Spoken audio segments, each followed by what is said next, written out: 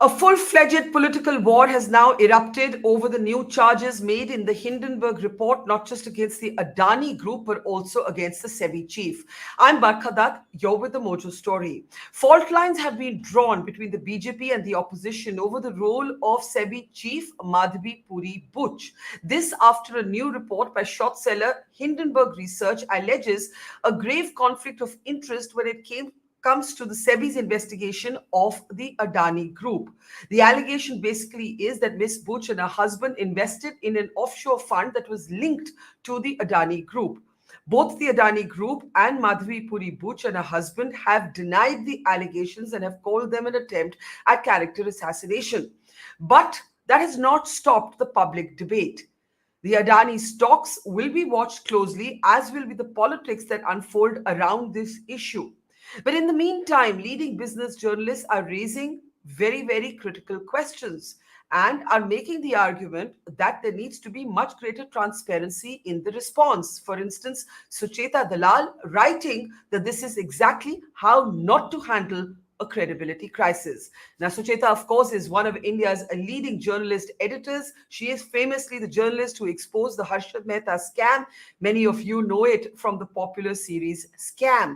She has been writing these columns and more, raising these critical questions, criticizing what she calls the first 36 hours of silence from the government, in particular the finance ministry. Sucheta Dalal joins us now to help us better understand what actually is going on here. Let's introduce Sucheta to the program. There she is. Sucheta, thank you and for making the time, and thank you for those pieces in which you raise these very important questions. Now, the title of one of your columns is How to Not Handle a Credibility Crisis. What do you think has been missing? What do you think has failed in the response of both?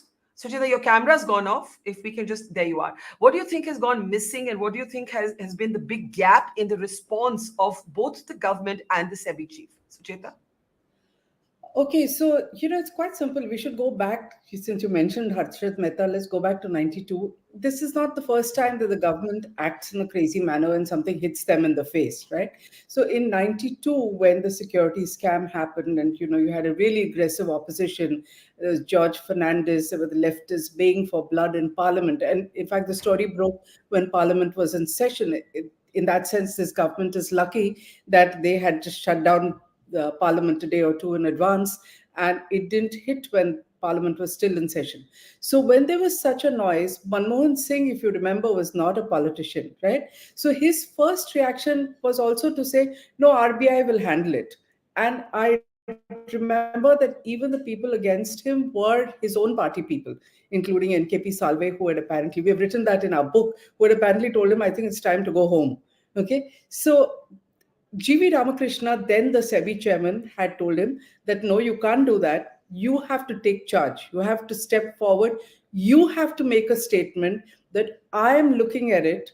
I will do what is required to set up an inquiry. And that's how a multidisciplinary committee called the Janaki Raman Committee was set up. And then there was an act and all kinds of things happened. The problem with India is that we don't seem to have any institutional memory.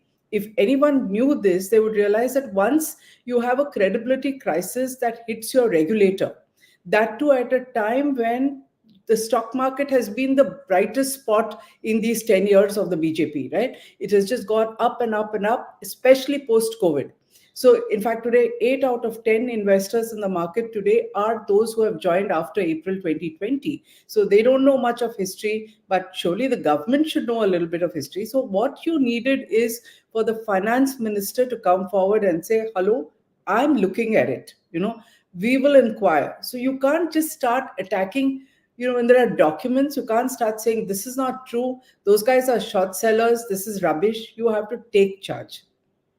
Okay, so the first big gap has been the silence, as you even write in your column, the first 36 hours of silence. You say the finance minister should have come forward and said something. When the government did finally start speaking, and I'll come to Madhabi Buch's response in a moment, they actually saw this as a political war. The BJP has chosen to see this as a battle with the Congress and not as a debate around the SEBI.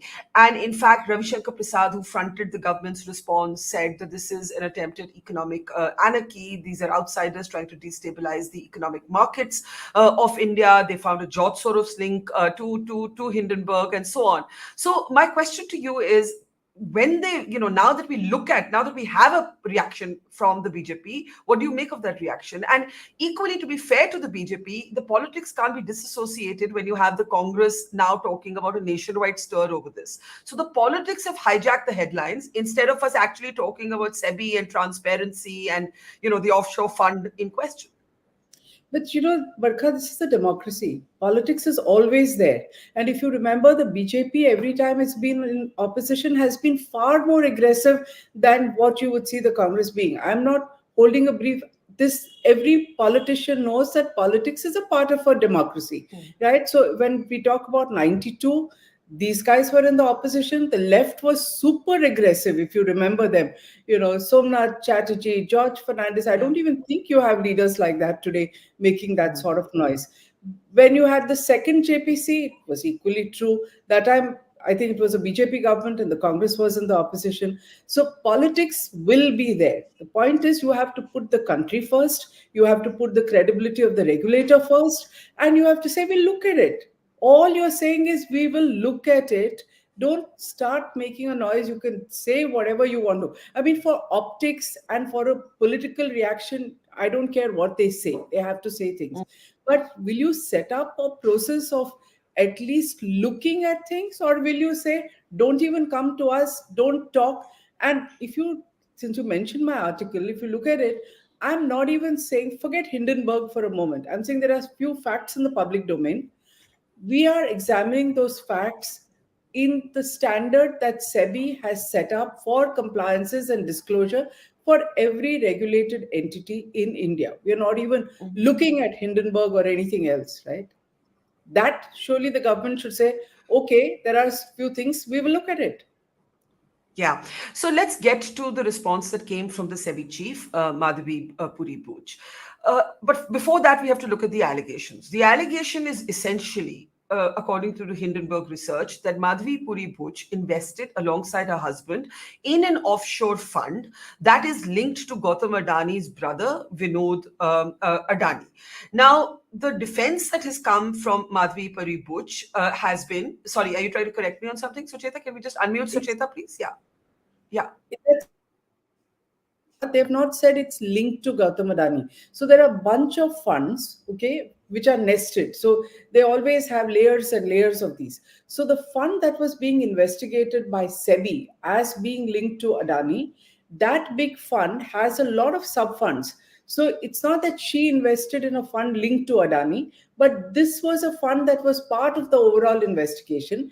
She had an investment in one of those nested little layered sub funds. So there was no direct link, and they have not alleged a direct link either. Okay. I should be careful in paraphrasing. I stand corrected on that. But the three big suggestions in the Hindenburg Research is therefore a conflict of interest when she had to investigate the Adani Group and the allegations of stock manipulation made also by Hindenburg Research.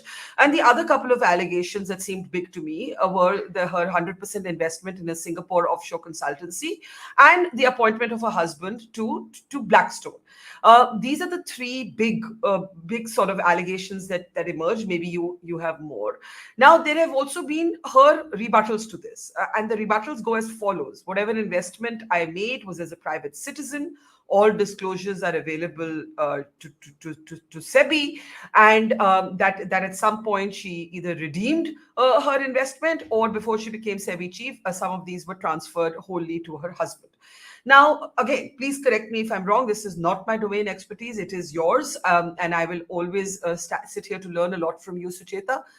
When she says that all of these investments were made before my time as SEBI chief, the disclosures are available with SEBI and any relevant authorities, is that something that seems convincing to you? Because in another one of your columns, you say that the SEBI chief has not shown the kind of transparency that she would expect from other market players. That is SEBI's job, to regulate the markets, to see if companies are doing or being transparent as they ought to be. So, what do you say to the allegations and the defense so far?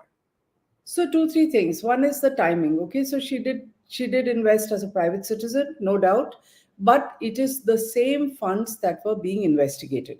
Now there are layers and layers. When something is as controversial that it's sort of being talked about in Parliament all the time, there's a Supreme Court. So it's an unprecedented situation. It's not some chota mota investigation going on somewhere, right? When that happens, you have to come forward and say two things. One is put out in the public domain or to the board or to the finance minister that, hey, listen, I had these shares in a fund which was part of that, the nested funds that we are investigating. I need to do a declaration. If you want me to sort of recuse myself, then, I will step aside. It's not that the organization shuts down or whatever. They have three whole-time members. On paper, the SEBI chairman is only the first among equals. So the whole time members are that senior, right? So you have three of them. You could have set up a committee.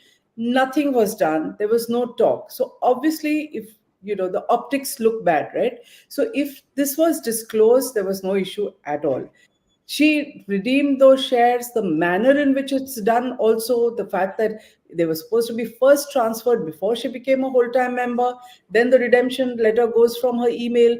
If you look at how these things work out, it's a issue of basic financial hygiene. So for instance, Barkha, if you have a bank account and you have your personal email ID and maybe you have a Mojo ID, and if you write Yeah. to your bank from the Mojo ID while you had opened your account with your private Gmail or Yahoo ID, the bank, though it knows you very well, the relationship manager will tell you, ma'am, please send us your instructions from your registered email ID. So here, if the shares were in her husband's name, I mean, there is that, screenshot that's put out. The shares Yeah. are Dhaval Mehta, Dhaval Butch, and the email ID is hers. This, even she knows that it would not be allowed even in SEBI. If you suppose that they have better standards abroad, we are a little weaker. We are not, right? So I, if I were someone who's used to compliance, I've been in ICICI Bank for 20 odd years. I've been the head of ICICI Securities, and then I'm becoming a regulator. I would have said, hey guys, you need to change my email and put my husband's email over there. You've not done it. You're redeeming it. You know very well that when you're sending a letter to say redeem Dhaval's shares, it's not correct. I mean, I expect that a SEBI chairperson who expects extremely high standards from everybody, an influencer who's come into the market who doesn't know a damn thing about regulations, who thinks anybody can start yapping and talking about shares, she tells him, if you utter a word, if you utter a name, you stop being an educator and start being an advisor. That's your standard for others.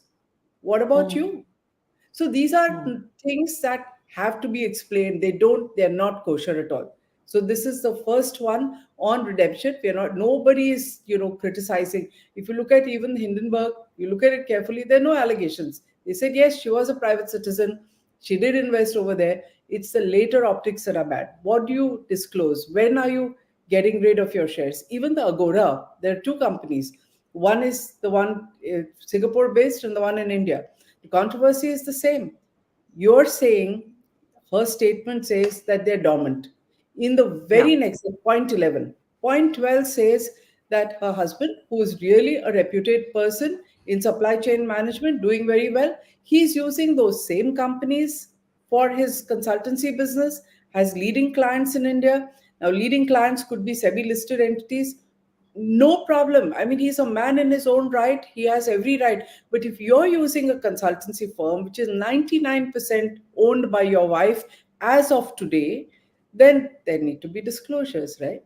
And all this should not have come out the way it did. Frankly, if you ask me, the key to this is that investment that she had in the same FPIs, because there are lots of claims that SEBI has made. I would say the other two I'm not even going to get into. There are technicalities about the what they have put out having mistakes, and where it is registered. Now today there's another article in Scroll which is equally Yeah. shocking, which is that you have the same registered address as your CA. Now, anybody who has a company, you have a company, all of us go through this little humiliating thing of having an ID card and standing in front of the door with our nameplate for KYC, right?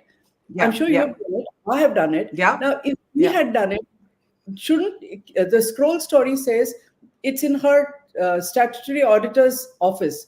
There's no board outside. I mean, we need to have a board. It's a requirement. They come and fine us otherwise. You need to stand there and say, this belongs to me. Now, again, if she set it up when she was in Singapore and that's why the address was given here, it's one thing.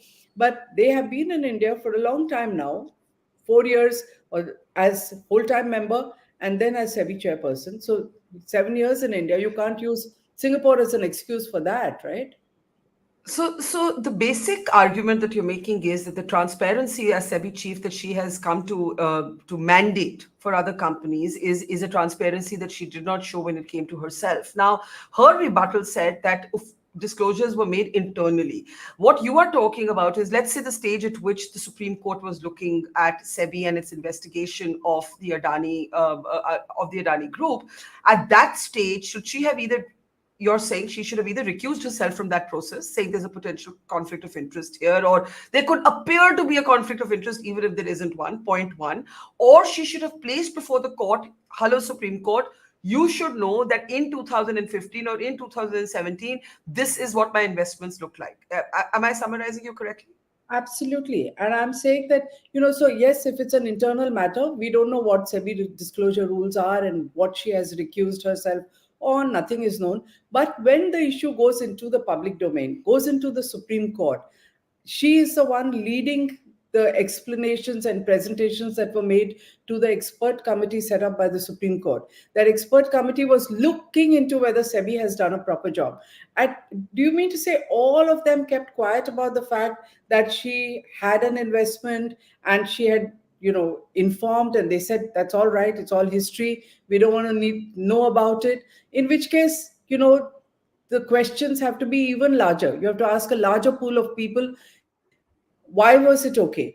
And the fact that it's all built out like this in the public domain is bad optics. So if it had already been done, there would be no questions. But that's one part, right? Now all these little things that are coming out, which is that you don't seem to even bother about compliance rules and processes, that is adding to the situation, right? It just shows that the rules are for you guys and they don't apply to us because I'm the regulator.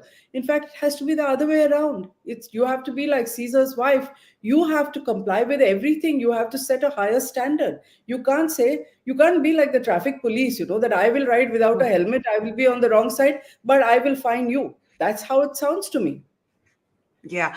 So here's what her defenders are arguing. Her defenders are arguing that by this yardstick, no SEBI chief could have ever made a investment in their previous life or in their previous avatars, because sooner or later some or the other company is going to come under the watchdog scrutiny. Does that mean that no investments can be made? At which stage do you owe it to the public to make your investments as private citizens, placed in the public domain? The court would have been a public domain, right? She's arguing that my all mandated disclosures were made internally. So these are arguments for people who don't understand the system, who don't know what SEBI imposes as rules for others. Now, let me give you an example. If somebody Mhm. works in the financial sector with a finance company or a mutual fund, he has an investment in a portfolio management company. He has no idea what the portfolio management company is buying or selling for him. Do you know it's not allowed? The portfolio management company has to tell this guy that, listen, I'm going to buy X stock for you or Y stock for you. He has to check with his office. He has to see whether there's conflict of interest. He has to okay it, and only then can the PMS buy. This is a serious loss of time. By the time he does it, he doesn't always get the best price. Now, this is a rule that SEBI has applied to hundreds and thousands of people working in the financial sector. Are you saying it will not apply to the SEBI chairperson?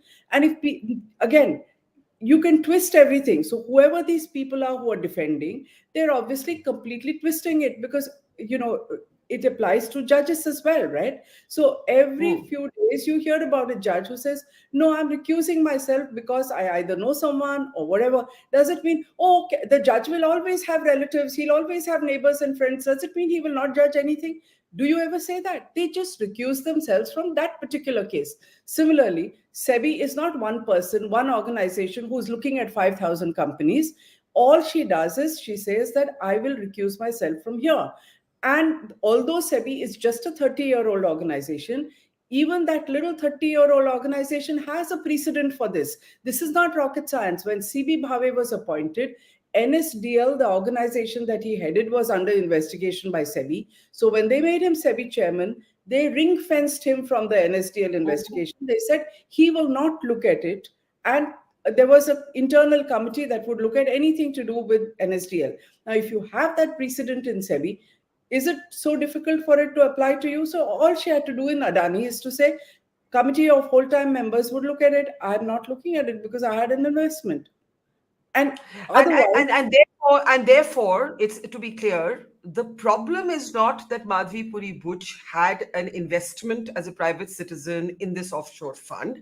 The problem is that when it was her role to investigate the allegation of stock manipulation or other allegations against the Adani Group, she could not have been part of that process. She should have either recused herself or declared her possible conflict. Correct? that's one point. Absolutely. The second is, now suppose she had that investment and she had said, I have redeemed those shares in 2018 as soon as I became whole-time member. I don't think it affects me. The investigation went on brilliantly. Show cause notices were sent to both sides and the matter was settled. Nobody would even be talking about it. Instead, what you have is in April, you had a leak that those who were investigated for the stock price shooting up, and it's been shooting up for a long time since 2013, they will get away with a settlement and some nominal penalties. A leak, mind you. There's no order as yet. And there is a Hmm. notice. Why did Hindenburg go out of its way to find this? I mean, there is a whistleblower, they say. You can make out from the documents a whistleblower can come only from two places, either the organization where she had an investment or the organization she regulates, right? Yeah, yeah. These, in fact, some of them seem to be personal papers. So we don't even know whether it is coming out of her, her home or her close circle. But there are Yeah. documents. The documents have not been refuted by her. She's not said a single one of those is fudge. I mean, we live in days of AI. So my first reaction was, will they come out when I heard there was a statement saying these are all fudged and cooked up? No, she has confirmed all of them, right? Yeah. So then the questions are legitimate, right? What now? The opposition wants her to resign. I don't think she's resigning. The government is clearly not in any mood for a JPC. So, and the case is probably all set to return to the Supreme Court. We don't know what direction that might take. So, what now? So I don't know. I feel most governments remain very confident. Okay. Every time there's been a JPC, we've had months when whichever is the ruling party has resisted a JPC, sometimes Yeah. not months, sometimes weeks, depending on the amount of noise there is. I personally think here it is a question of the credibility of the regulator. There has to be an investigation, not just into her, but into gaps. If there are gaps, if there are systemic issues, if there are no SOPs on what they have to do when there are investments. In fact, I asked some people in SEBI yesterday, what exactly are the rules for you guys about what are you supposed to invest in, what can't you invest in, what do you disclose?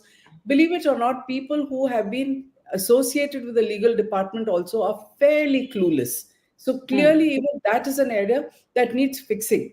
And if you ask me, for the last 10 years, the finance ministry has taken zero interest in what is happening in the capital market. They're so thrilled that the market has kept going up, up, and up. They have not wanted any hygiene. They think SEBI is doing all right. We've had a major co-location scam at the National Stock Exchange. They haven't bothered. We've had 32 broker defaults. People have lost humongous amounts of money. This is other than the co-location scam, okay?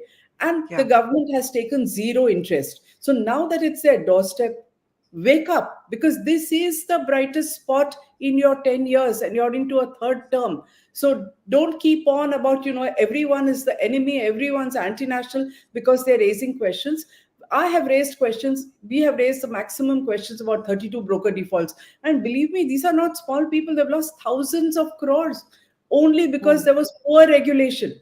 So if there is poor regulation, there's poor discipline, the finance ministry is responsible. They can't say that you're all enemies because you're raising questions.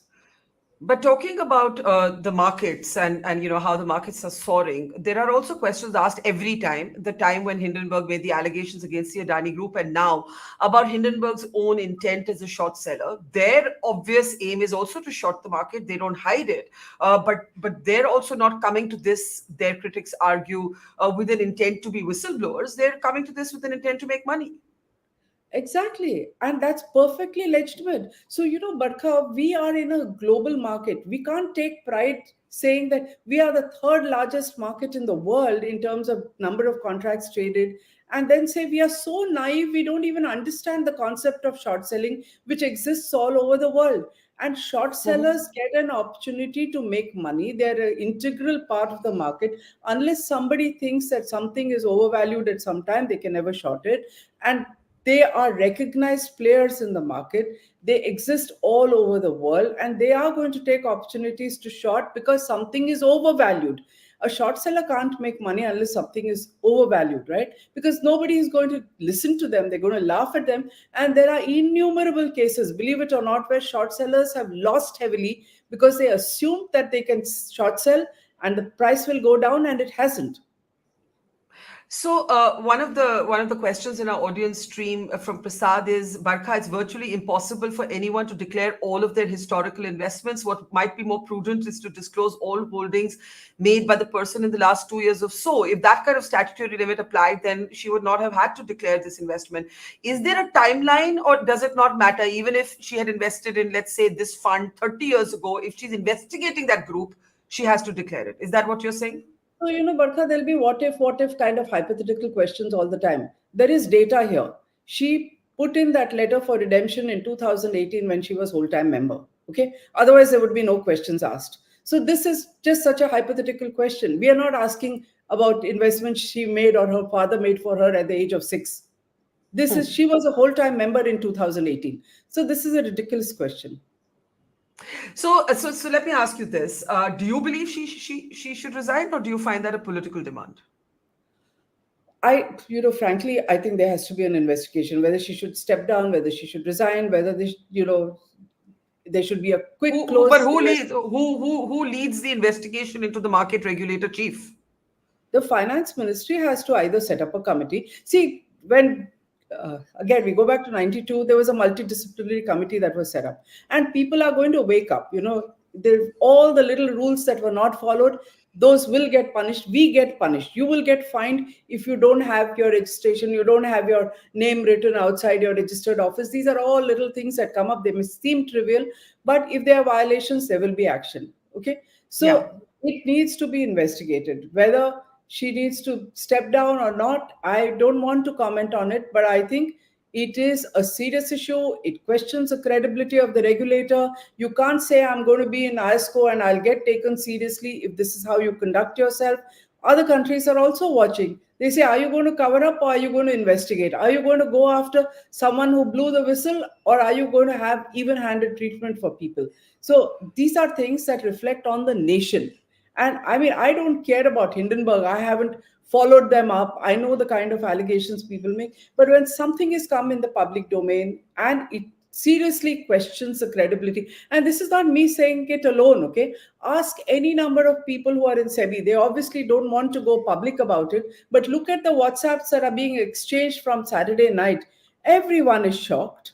Everybody says that this is not on, it's not expected. Nobody that I know is saying, and I know a lot of them, nobody is saying, hey, this is like trivia. What are you guys making a noise about? They are surprised. So that would be, in the end, my question to you. What about the rest of SEBI? As you said, SEBI isn't one person. We do not know at this point. SEBI was investigating not just Madhabi Puri Buch. SEBI was investigating the allegations against the Adani Group. If she had made the internal disclosures, it means the rest of SEBI would have known about her prior investments in this offshore fund, right? There's also another thing we haven't spoken about. In her statement, she says that it was her husband's childhood friend on who's asking they invested in that fund. That childhood friend happened to have been a director in one of the Adani companies. So there's all of that to be said as well. Now, what about the rest of SEBI? They would have known, I'm assuming, they would have known about this investment if the No, they disclosures were had not. been made internally. So, any kind of investments are not really put out on a notice board. Okay. And talking about this childhood friend part of it, I mean, somebody's Facebook contact was held for insider trading, an order passed by her. Okay. A Facebook friend with a like that was considered good enough. In fact, there are two cases, but this is her order. Right. Right. So, my point is, I am only judging her by the standard she has set for others. I'm not holding her to a higher standard or a different standard.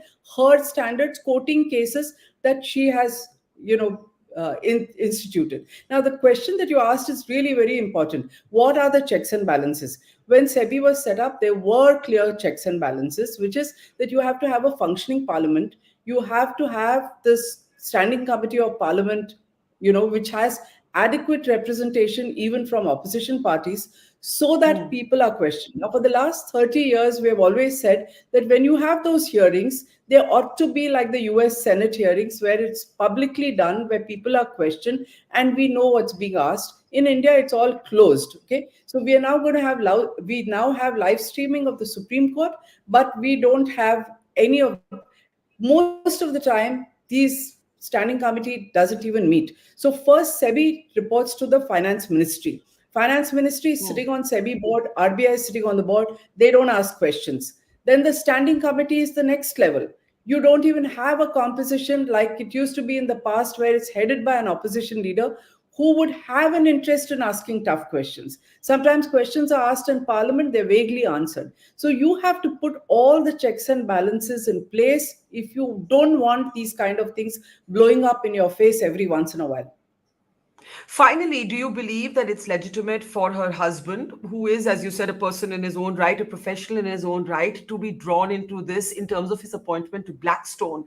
Obviously, Hindenburg has argued that it has to do with, the real estate market. He has rebutted, saying, I'm not involved in these transactions. So, I mean, how do you see her husband being drawn into this set of allegations? On that part, on the Blackstone part, if you notice, I have not even commented in my article because I don't know. I don't know enough, and unless Hindenburg has another bombshell. So I don't want to say anything one way or another, because it's quite likely that Hindenburg has a whistleblower, will come up with something else a few months later to show more details. As things stand, on the basis of the revelations they have made so far, I don't think they have any connection to show that he actually influenced this. But if you ask me, SEBI chairman standing up and promoting one asset class, people in the market think it's bad optics. Maybe sometimes she should cool down about what she promotes. It just as it's not the job of politicians to stand up and say, buy stock before the election. It is not the job of the SEBI chairman to say, I like this asset class, especially because you're heading a capital market. Are you saying that stocks now, abhi stocks mein mat dalo, they're too expensive, go to real estate? I don't think that's the job of a SEBI chairman. So other than that, frankly, I don't want to get into it. Before we let you go, you said that the finance minister should have spoken almost immediately and the government should have announced an investigation. The government has, in fact, doubled down on its accusation that this is an attempt to create economic instability in India's financial market. So I don't think that they'll be announcing, at least not in the immediate. There's no parliament session ongoing, so there isn't that space available either for this to be debated in public.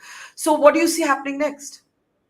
So I don't know what Nehru did, but from the time Indira was there, foreign hand has been like the standard thing. Right? So the fact that the government does it, I don't think it makes much difference one way or the other. They're all politicians. They're making the noises. If the pressure is, huge enough, if they ever understand, that the bad optics are hurting them, they may change their mind tomorrow.